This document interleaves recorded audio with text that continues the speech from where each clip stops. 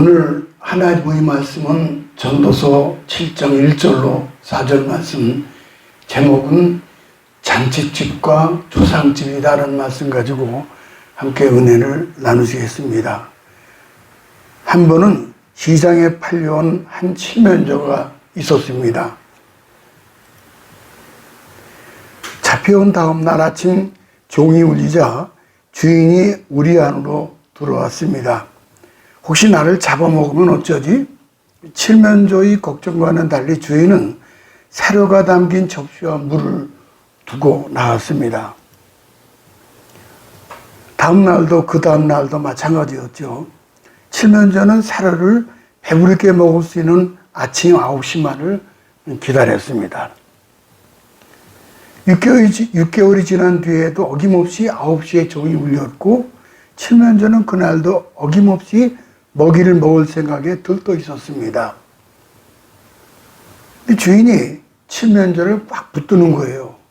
그런 거 아니 추수감사절 요리를 준비하기 위해서 그래 된 거예요. 추수감사절 요리다. 그러니까는 추수감사절 요리를 준비하기 위해서 미리 칠면조를 사다가 그동안 포동포동 살을 찌게 했다는 거예요. 철학자 러셀의 역설이라는 일화입니다. 인간은 반드시 찾아오는 죽음을 망각하고 마치 예화의 칠면조처럼 영원히 살 것처럼 생각하며 살아간다는 거예요. 죽음은 반드시 찾아옵니다. 이 죽음의 문제를 해결하기 위해서 예수 그리스도가 필요합니다.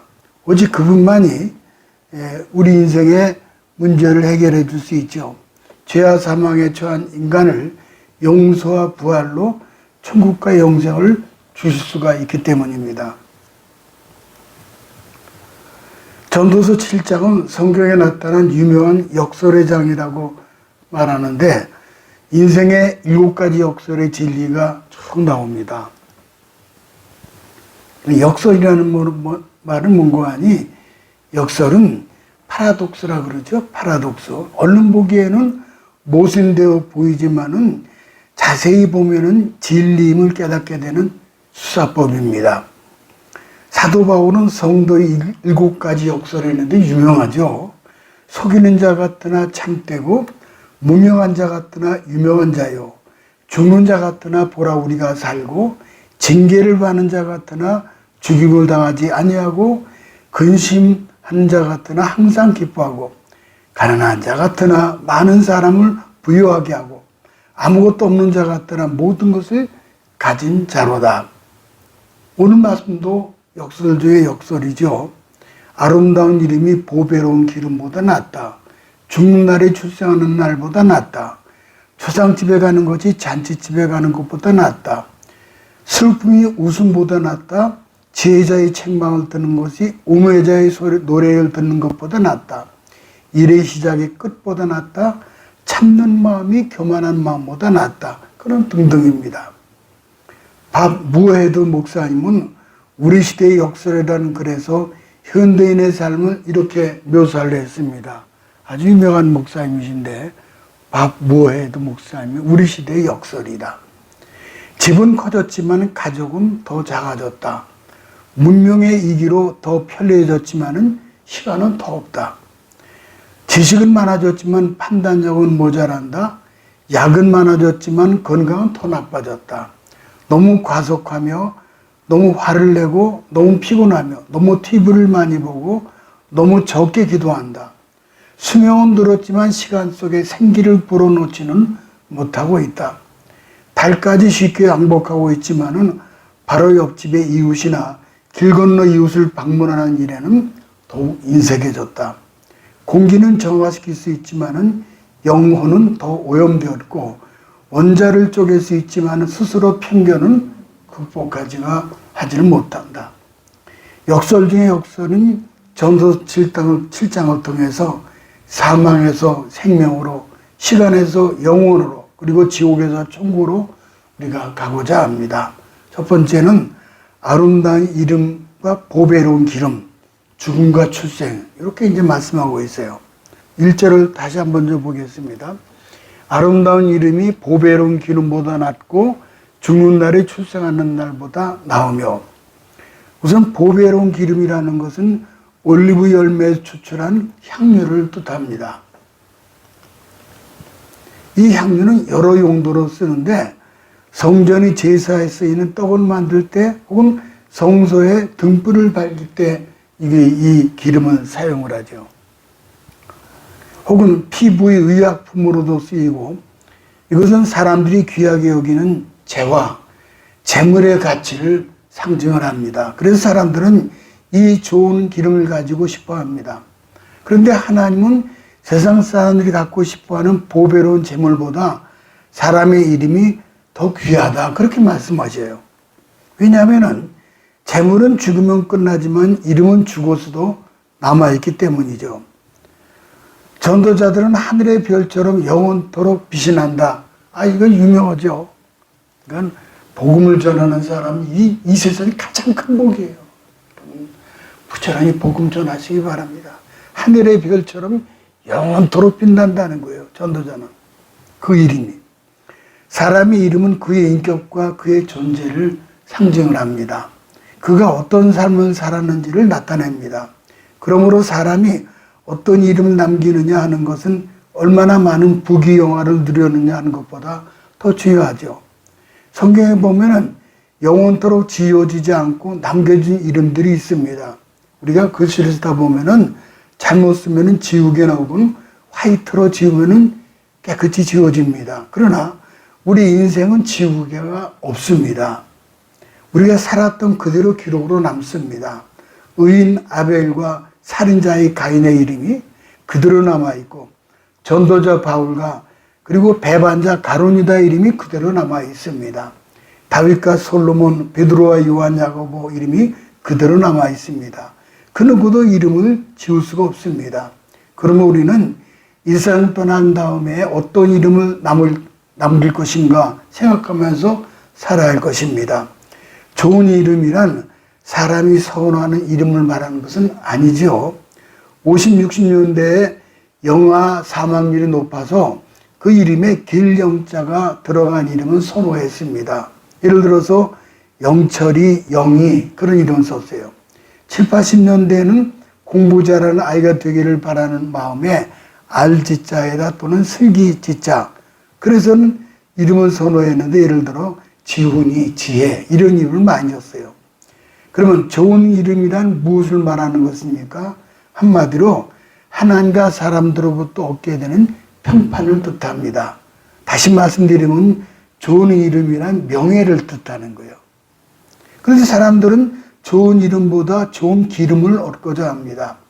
명예를 보존하는 것보다 손에 잡히는 돈을 더 얻고자 혈안이 되어서 동분서주하고 있습니다. 성경은 우리 그리스도인들은 이렇게 좋은 기름보다 좋은 이름을 택해야 한다라고 누누이 말씀하고 있습니다. 실제로 우리 믿음의 선진들은 좋은 기름 제물보다 좋은 이름을 선택을 했습니다. 사도행전 11장 26절을 가볼까요? 제자들이 안디옥에서 비로소 그리스도인이라 일컬음을 받게 되었더라. 그러니까는 안디옥 교회라는 교회가 있었는데 그 교회에서 최초의 그리스도인이라는 이름을 불렀어요. 지금도 이 안디옥 교회입니다. 이제 최초로 거기서 그리스도인이라는 이름을 불렀어요. 그리스도인들은 자신들이 스스로 부른 이름이 아니고 그들을 지켜본 세상 사람들이 부른 이름이었던 겁니다. 저 사람은 그리스도인 아니야? 저 사람은 크리스찬이야? 이 사람은 기독교인이야? 그렇게 얘기한 거예요. 그러면 저들이 왜 그리스도인이라고 불렀습니까? 당시 안디옥 사람들이 볼 때 유대 지방에서 이민 온 유대인이기는 한데 다른 유대인과는 달랐어요. 저들은 유대인과는 달리 그리스도를 위해서 헌신하는 사람들이었습니다. 그래서 그리스도에게 속한 사람이라는 뜻으로 크리스찬 그리 부른 거예요. 처음에는 그리스도라는 이름이 어리석은 자들이라고 조롱조로 불리던 그런 이름이었습니다. 그러나 시간이 흐를수록 그 이름이 세상 사람들과 다른 보다 가치 있는 삶을 사는 사람이다 라는 뜻의 이름으로 바뀌게 되었습니다. 그래서 그리스도인들도 흔쾌히 자신을 그리스도인으로 부르게 되었죠. 그럼 오늘 안타까운 일이 일어나고 있죠. 세상 사람들이 그리스도인이라는 이름을 다시 조롱조로 부르고 있다는 거예요. 심지어는 그래서 그리스도인을, 크리스찬을, 기독교인을 뭐라고 부르는 거 아니? 개독이라고 욕으로 변형해서 부르고 있죠. 왜 그렇습니까? 그리스도인들의 좋은 이름보다 소위 보배로운 기름을 택하고 살기 때문입니다. 이제 안디옥 교인들처럼 나 때문에 그리스도인이 높아지고 하나님 영광이 드러나는 삶을 살아야 할 것입니다. 노벨상을 탄 분이 있죠. 알프레드 노벨은 일화가 우리에게 큰 교훈을 줍니다. 근데 이제 노벨은 다이너마이트를 폭탄을 만들어 가지고 큰 부자가 되었죠. 그러던 어느 날 자신의 친동생이 자신보다 먼저 인생을 마감했는데 사람들은 알프레드 노벨이 죽은 것으로 착각하고 기자들과 언론에서 노벨의 생애에 대한 기사를 쓰기 시작했습니다. 그 기사들은 하나같이 노벨이 발명한 다이너마이트가 노벨을 부자로 만들긴 했지만은 그 폭탄을 만들게 되어서 많은 사람이 죽게 되었다는 공통적인 보도가 나왔습니다. 노벨은 그 기사에 큰 충격을 받았습니다. 그때부터 자신이 가지고 있던 부를 사회에 기부하기 시작을 했습니다. 자신의 재산으로 재단을 만들어서 노벨 평화상을 만들게 된 겁니다. 우리 인생은 죽을 때가 태어날 때보다 더 중요합니다. 아무리 화려한 궁궐에서 태어나도 죽을 때 손가락질 당하면은 그건 비참한 죽음이에요. 반면 모두 아끼고 아쉬워하며 그 이름을 기를 때에 가치가 있는 것입니다. 예수님은 태어날 때부터 얼마나 비참하게 태어났습니까? 예수님 태어나신 모습 보세요. 사람이 잠을 자는 방 안에서 아닌 짐승이 잠자는 마일 구유에 태어나셨죠. 마리아와 요셉. 그러나 예수님 십자가 운명하실 때 어떤 일이 벌어졌습니까? 하늘이 갑자기 어두워지더니 무덤이 열리고 땅이 갈라지고 천지가 개벽하는 일이 벌어졌습니다. 또한 3일 만에 무덤에서 부활하셨죠. 예수님이 부활하셨죠. 그의 이름이 얼마나 대단합니까? 우리가 잘 아는 요한복음 1장 12절 영접하는 자, 그 이름을 믿는 자들에게는 하나님의 자녀가 되는 권세를 주셨으니, 그래서 예수 믿는 사람은 하나님의 자녀가 되는 권세, 부활, 천국, 영생이 주어지게 되는 것입니다. 두 번째는 잔치집에서 초상집으로 가는 인생이죠. 2절에 보니까 이렇게 말씀하고 있어요. 초상집에 가는 것이 잔치집에 가는 것보다 나으니 모든 사람이 결국이 이와 같이 됨이라. 산자가 이것에 유심하리로다. 잔치집이란 잔치가 벌어지는 집을 말합니다. 사람들은 아이가 100일이나 첫 돌 때, 자녀들이 결혼할 때, 부모님 칠순, 팔순을 맞이할 때, 그리고 좋은 일이 있을 때 잔치를 합니다. 잔치집에는 삶의 행복이 가득하죠. 그리고 기쁨이 충만합니다. 그래서 사람들이 이 잔치를 기다립니다. 그리고 참석해서 서로 기쁨을 나누죠. 초상집에는 뭡니까? 그렇다면은 초상집은 뭐예요? 초상집을 좀 볼까요? 저 구하라는 여자는 나이도 적잖아요. 아니, 저런 나이도, 저런 젊은 나이에 세상을 떠나가 버렸어요. 초상이란 사람이 죽어서 장사 지낼 때까지의 장례일을 얘기하는 거예요. 초상집은 고인과 사위로 인한 애통함으로 충만하죠. 아이가 됐든 어른이 됐든 애통하죠. 갑작스러운 죽음일 경우 큰 충격으로 경황이 없습니다. 그런데 오늘 본문은 잔치집보다 초상집을 선택하라고 성경은 말씀하고 있습니다. 사람들이 가고 싶은 잔치집을 선택하지 말고 사람들이 꺼려하는 초상집을 선택하라고 말씀하고 있어요. 그러면 왜 잔치집보다 초상집을 선택하라고 말씀하는 겁니까? 왜 지혜로운 사람은 늘 초상집에 마음을 두고 살아야 한다는 것입니까? 본문에서 이 질문에 대해서 두 가지로 답을 하고 있죠. 첫째는 인생의 끝이 있기 때문이에요. 2절 상반절 가볼까요? 모든 사람이 끝이 이와 같이 됩니다. 모든 사람이 끝이 이와 같이 된다는 거예요.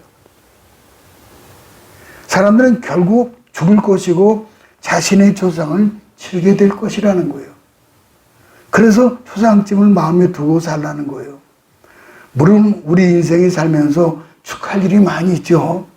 잔치도 벌이고 기쁨을 나눕니다. 그리고 이렇게 잔치할 일이 참 많은 사람이 복된 삶이에요. 그래서 우리가 잔치집에 참여하여 잔치를 즐기는 일은 결코 죄가 아닙니다. 그러나 이 잔치가 우리에게 부작용이 있습니다. 마치 우리가 약을 먹을 때 그 약의 부작용에 대해 알고 대비해야 되는 것처럼 잔치에 참여할 때 우리가 알고 대비해야 할 경우가 있습니다. 그게 뭔가 하니 가장 큰 부작용은 종말에 대한 부작용, 종말에 대한 불감증. 잔치에 즐기다 보면은 마치 이 잔치가 계속될 것 같은 착각에 빠질 경우가 많죠. 아니, 잔치가 계속되기를 바랍니다. 그래서 내게 종말이 있다는 사실을 잊고 살 때가 많아요. 사람들이 두렵고 불안할 때 술을 마시면 잊으려고 하는 것은 바로 이 실현 심리라고 할 수 있습니다. 2차 세계대전에서 일본이 행복한 이유는 뭡니까? 원자탄 투하 때문에 그랬죠.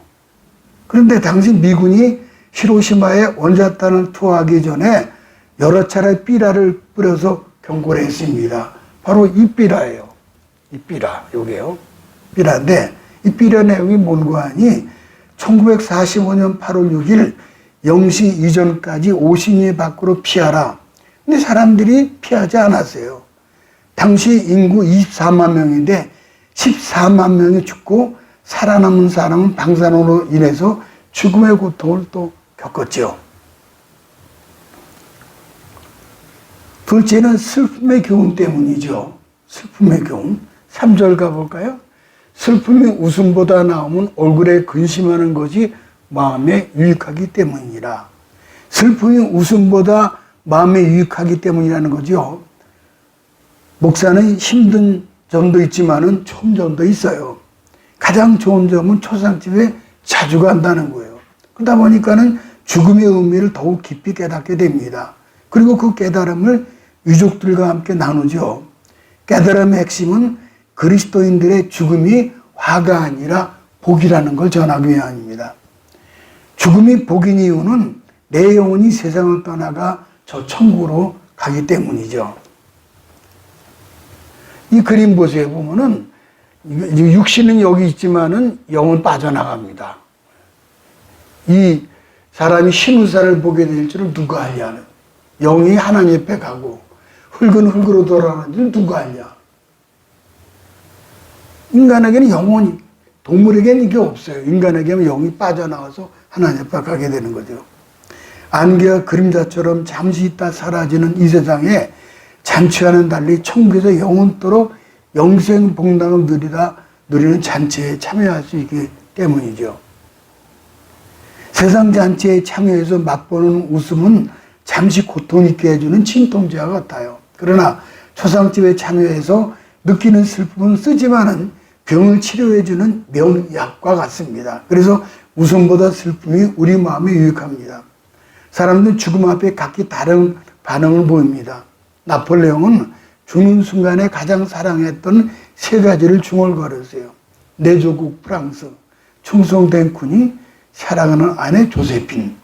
그의 고백에서 인생을 마감하는 아쉬움을 짙게 배어 있습니다. 베토벤이 죽음을 맞으면서 읊조린 말 속에는 지난 허무와 체념이 묻어났죠. 친구여, 이제 희극은 모두 끝났네. 돌스토이는 죽음과 불안과 공포에 몸을 떨면서 이제 나는 어찌할 것인가. 그래서 십자가를 꼭 붙들었다는 거예요. 스탈린은, 물론 스탈린은 무신론자입니다. 임종할 때 두 눈을 부릅뜨고 왼손을 내저으면서 저항했지만은 죽음은 피할 수가 없었어요. 이런 것과는 전혀 차원이 다른 죽음이 있습니다. 인류의 모든 죄를 대신 짊어지시고 십자가에 못 박히신 바로 예수 그리스도를 말씀하죠. 머리에 가시관과 손과 발에는 못이 막혀 죽어가면서 인간 구원을 선포하십니다. 특별히 가산칠언 중, 가산칠언인 건 뭐냐면 십자가에 달린 상태에서 7마디 하신 거예요. 근데 그 중에서 그 맨 마지막에 하신 말씀이 뭔가 하니 테텔레스타이 그랬어요. 테텔레스타이라는 뜻은 다 이루었다 그 뜻이에요. 내 영혼을 아버지 손에 부탁하나이다. 이렇게 7마디 말씀을 하셨죠. 그리고 3일 만에 부활, 그리고 승천하시고 재림하시게 되는 거죠. 그를 믿는 자는 바로 크리스찬이라고 부릅니다. 성경에 이 구원의 기쁜 소식을 전하기 위해서 수많은 전도자들이 나섰습니다. 특별히 마틴 루터는 가톨릭의 신부였지만은 로마서 1장 7절에 오직 의는 믿음으로 말미암아 살리라 하고 종교개혁을 일으켰죠. 유명한 분이죠. 이분 때문에 이제 가톨릭에서 이렇게 우리 개신교가 다 나오게 된 거죠. 그 다음에 마지막 세 번째는 초상집에서 흘린 눈물은 인생의 의미를 깨닫게 되죠. 4절을 가볼까요? 지혜자의 마음은 초상집에 있으되 우매자의 마음은 연락하는 집에 있느니라. 사람은 누구나 본능적으로 잔치집에 가고 싶어하는 마음이 있습니다. 웃고 즐기는 데서 더 편안함을 느끼기 때문입니다. 그러나 떠들썩한 잔치 자리에서는 인생의 진리를 발견할 수가 없습니다. 잔치는 기본적으로 환상과 망각을 주기 때문입니다. 웃음이 있고 흥겨운 노래를 부르던 중 삶의 목표를 발견했거나 산의 진미를 먹으면서 인생의 의미를 깨닫기는 어렵습니다. 그러나 초상집에 가면 누구나 인생의 의미를 찾게 됩니다. 숙연해지죠. 이렇게 인생이 이런 거로구나. 그래서 다윗은 죽음에 대해서 이렇게 말씀하셨어요. 사무엘상에 보게 되면은 나와 죽음의 사이는 한 걸음뿐이니라. 한 걸음, 나와 죽음의 사이는 한 걸음 사이. 이태원 압사 사고 현장 볼까요? 보세요. 여기 이 누워 있는 사람 인공호흡 지금 4명이 누워 있네요. 인공호흡 있는 거죠. 그러니까 나와 죽음 사이는 한 걸음뿐이라는 거예요.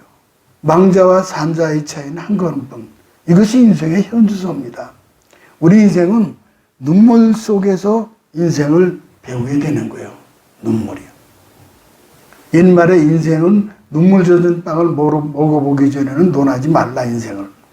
사람에게서 나오는 수분이 3가지가 있는데 땀과 피와 눈물입니다. 이 3가지는 모두 고귀한 거죠. 피보다 귀한 것은 없지요. 땀 흘리는 것도 역시 귀한 겁니다.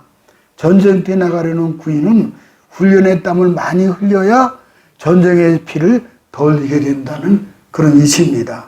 그런데 눈물을 펑펑 쏟는다는 것은 더욱 고귀한 거죠. 이날 어머니들은 음식의 간이 맞나 안 맞나를 보려면 눈물의 간과 맞추면 적당한 간이라는 거예요.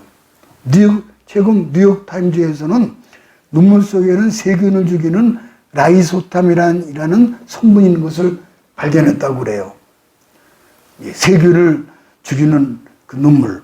근데 이 성분은 양파 껍질을 벗길 때 나오는 눈물이나 고추가 매워서 나오는 눈물에서 없고 슬픔 속에 나오는 눈물에서만 발견되는데 슬픔의 강도가 강할수록 그 세균을 죽인 것이 많이 나온다는 거예요. 이걸 발견했습니다.